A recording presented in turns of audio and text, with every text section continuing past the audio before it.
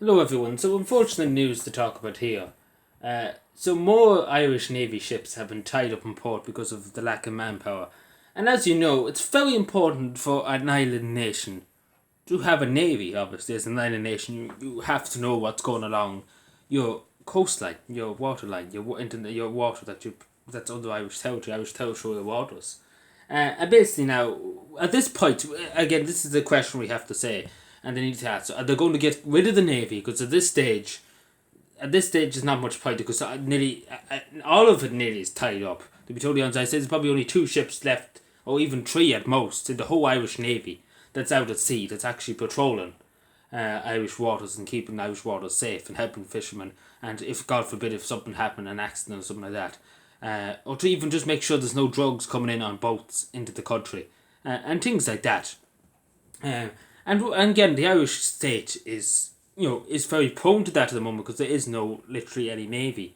At this point in time, there's literally no navy nearly at all. We might as well say we don't have a navy, but like at least in Iceland, up in Iceland, they have a coast guard which actually has more manpower and ships than the Irish navy has. An island nation of 300,000 in Iceland, an island with 5 million people, has a smaller navy than Iceland. It's only a coast guard, but has a bigger coast guard than the Irish Navy. You try and think about that for a second.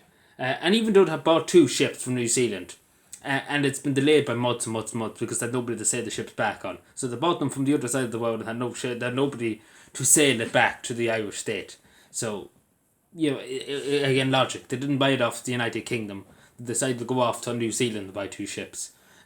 All the way in the other side of the planet to go off and do it. Instead of going to Europe and saying, can we buy some of the old naval ships that some other country might not use? But again, logic, the Irish government logic. Even though they pay 10 million, which is not too bad for two new modern-ish ships, the decent enough quality ships of the Royal New Zealand Navy. They're decent enough. They're not that bad. But still, I'm sure we could have went to the United States or even Canada or to the United Kingdom and asked for a few ships off them and buy it off them. But it's not the point. I'm just saying too that it's at this point, as I say, we either get rid of the navy or we keep the navy. Because let's be fair, at this point, it's going beyond saving. If another ship ties off, or one more ship, I don't know how many ships. I think there's about 11 ships in the whole Irish Navy, as far as I know. Uh, oh yeah, so it says here they only have four ships. I was saying there's two, four. They only have four ships, and these are obviously they only have four ships. Yeah, but obviously the Irish Navy has about 12 ships. Yes, so basically, let's just say all of it's nearly tied up. 12 ships it says patrol aircrafts instead of patrol ships. So basically, going by this and going by what I'm hearing, that at this point we might as well drop all the ships and just say we're not going to have a navy, because let's be fair, that's a lot. That is a lot of ships to have docked up in port. I'm sure you would agree. That's a lot of ships to be docked up in a port, just lying there, basically, just lying there, not being used for its intended purposes. Now, I don't know how you would fix it, to be totally, because it's gone on so far. It's been neglected for so long. The Irish Navy and the Army too, and the Air Corps. I don't know what you really could do. Obviously you could up the pay, but at the end of the day, the conditions too and time and etc etc etc.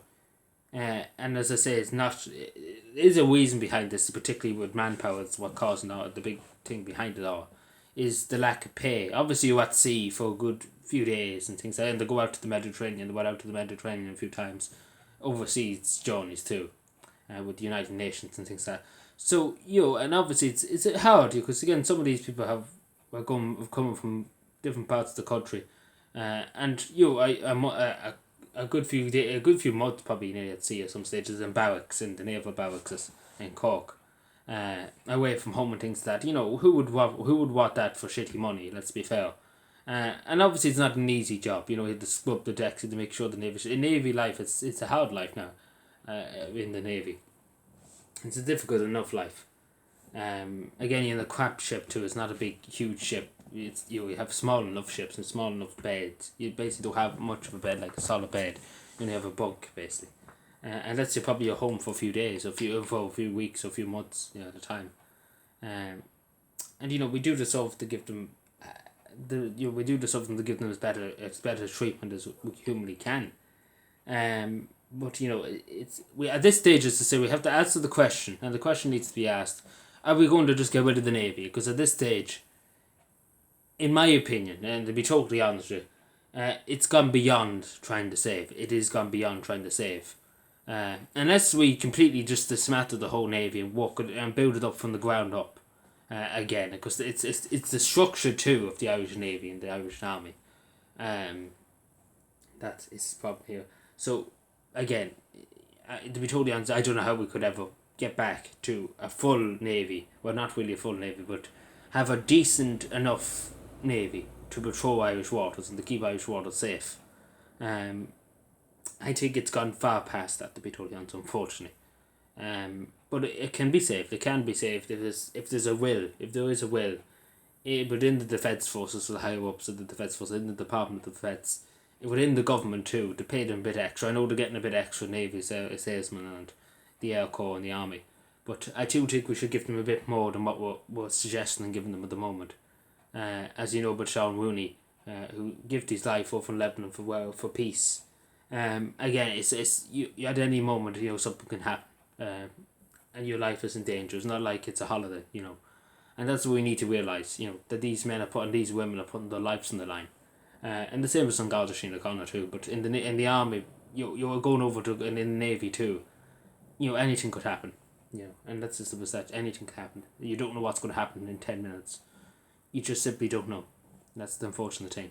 So we do have to pay them properly. Thank you.